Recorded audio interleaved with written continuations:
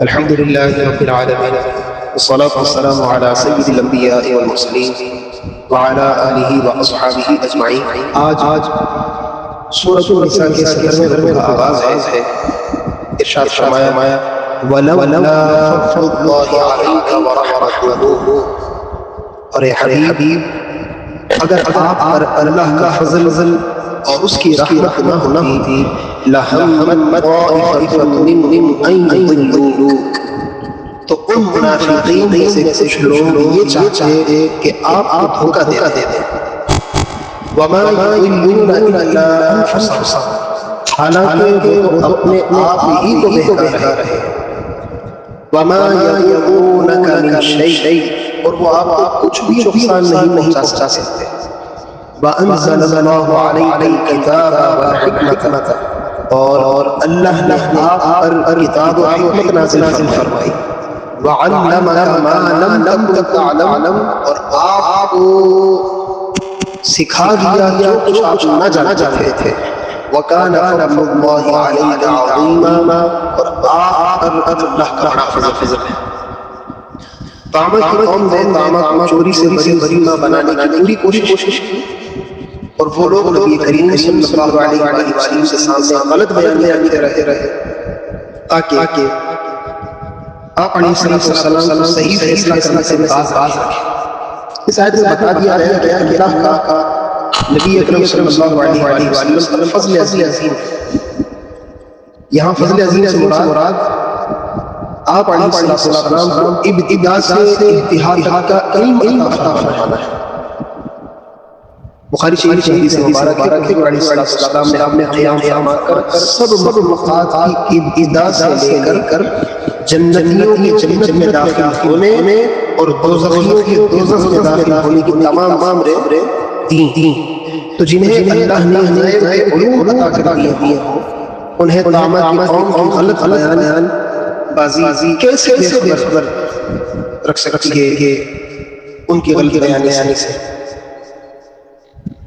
آگے فرمایا لا خیر فی کثیر من النجوا، لوگوں کے اکثر مشوروں میں کوئی بھلائی نہیں، الا من امر بصدقۃ، مگر شخص کے مشورے میں بھلائی ہے جو خیرات کرنے کا کرے، او معروف یا اچھی بات کرنے کا حکم کرے، او اصلاح بین الناس، یا لوگوں کے درمیان صلح چلانے کا حکم ہے، اس کے مشورے میں بھلائی۔ وَمَن يَفْعَلْ ذَلِكَ، اور جو شخص یہ کام کرے ابتغاء مرضات اللہ، اللہ کی رضا حاصل کرنے کے لیے، فَسَوْفَ نُؤْتِيهِ أَجْرًا عَظِيمًا، تو ان قریب ہم اسے بڑا ثواب فرمائیں گے۔ یہاں عام کے حوالے سے بیان فرمایا گیا کہ ان کے زیادہ کلام اور مشوروں میں کوئی بھلائی نہیں، کیونکہ عوامی کلام زیادہ ضروریات مشتمل ہوتا ہے، اور ان کے مشورے بے فائدہ آزمائش پر مبنی ہوتے ہیں، نتیجہ نہیں ہوتا۔ ان کے بجائے وہ لوگ جو آپس میں اچھے کاموں کے لیے کلام کرتے ہیں، یا آپس میں اچھے کاموں کے لیے مشورہ کرتے ہیں، جیسے صدقہ دینے کا دیتے ہیں، یا لوگوں کو نیکی کی دعوت دیتے ہیں، یا نیک کام کرنے کے لیے مشورے دیتے ہیں، یا لوگوں میں صلح صفائی کروانے کے لیے ملتے ہیں، تو ایسے لوگوں کے مشوروں میں خیر اور بھلائی ہے۔ اس میں ان لوگوں کے لیے بھی نصیحت ہے جن کے مشورے فضولیات پر مشتمل نہیں، یا جو معاذ اللہ گناہ قربان چڑھانے کے لیے مشورے کرتے ہیں، سینما بنانے کے مشورے، حیائی سینٹر بنانے کے مشورے، فلمی ترقی کے لیے مشورے کریں۔ یہ مشورے صرف ایسے خالی ہی نہیں بلکہ شر سے بھرپور ہیں۔ اللہ تعالیٰ سب کو ہدایت عطا فرمائے، تمام مسلمانوں۔ ان کے مقابلے میں آیت مبارکہ ان لوگوں کے لیے بشارت ہے جو نیکی کام کے لیے مشورے کرتے ہیں، ملک کے مسائل حل کرنے کے لیے مشورے کرتے ہیں، قوم کی پریشانی کرنے کے لیے مشورے کرتے ہیں، عوام کے معاملات سلجھانے کے لیے مشورے کرتے ہیں، لڑنے والوں کے درمیان صلح کرنے کے لیے، بیویاں اور دیگر رشتہ داروں کے جھگڑے کروانے کے لیے، دوستوں میں ناراضگی ختم جائز کروانے کے لیے مشورے کرتے ہیں۔ ایسے لوگ مبارک راستے یوں ہی بطور خاص اس آیت میں جن حضرات ہے وہ ہے نیکی کی دعوت کے لیے مشورے کرنے والے۔ ایسے تمام لوگوں کے مشورے اور بھلائی سے وہ ہیں جن کا مقصد ہے نیکی کی دعوت عام ہو، مسلمانوں کا بچہ بچہ نمازی بنے، لوگ سنتوں کے پابند، ان میں خوف خدا اور عشق مصطفیٰ پیدا ہو، بے حیائی کا خاتمہ ہو، لڑائی جھگڑے بن جائے، مسلمان باعمل بن جائے، لوگوں کے گھر گھر امن کے گہوارے بن جائے، گھروں میں اللہ اور اس کے ذکر، اللہ کے پیاروں کا ذکر ہو۔ الغرض تو ان کام مشورے کرتے ہیں اللہ کے پیارے ہیں۔